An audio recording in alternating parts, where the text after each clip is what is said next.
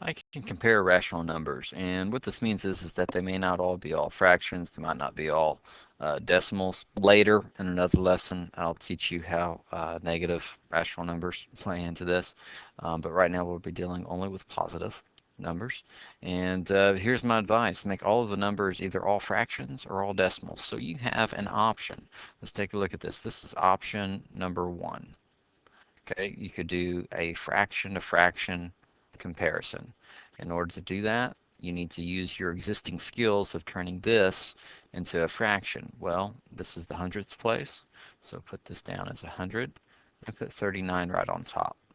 So 0.39 goes into 39 hundredths, and this is already a fraction, so we're okay with that. But the problem is it does not have common denominators. You know how to compare two fractions.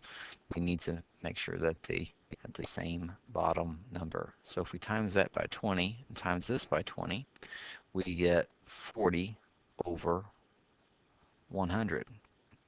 Wow, sorry about that. It should be 40 over 100.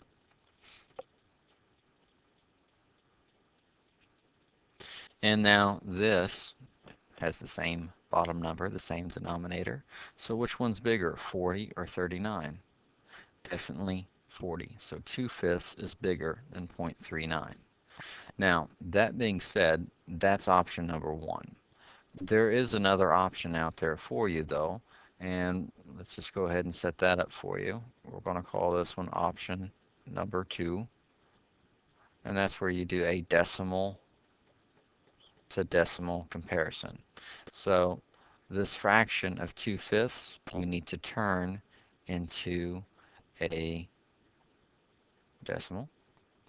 5 goes into 20 4 times. So here we go. 0.4 represents 2/5.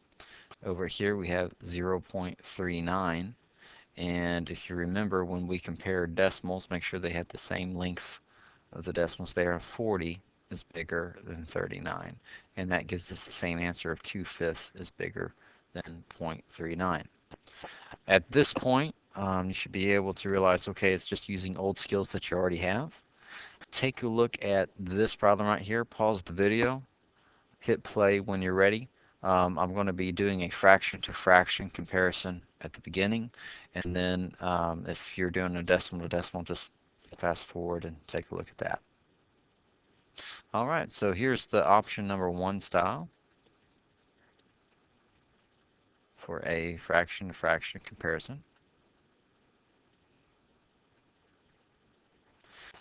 I know that I would say mixed number would put the whole number first, so that 1 is the whole number. This is the tenths place, so that's the same as 2 over 10. And here's 1 and 1/4. We don't have common denominators, so go ahead and set this up. What can we multiply it by? How about we make both of them into 20?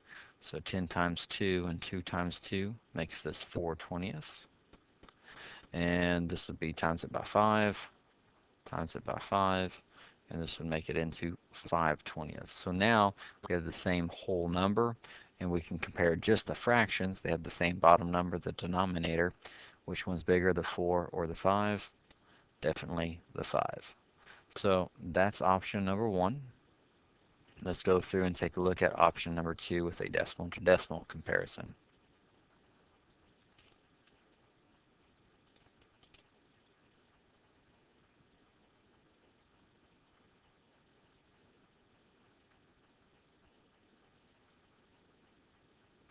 All right, this is already set up for us as 1.2. And let me just kind of do this off to the side here. 1 divided by 4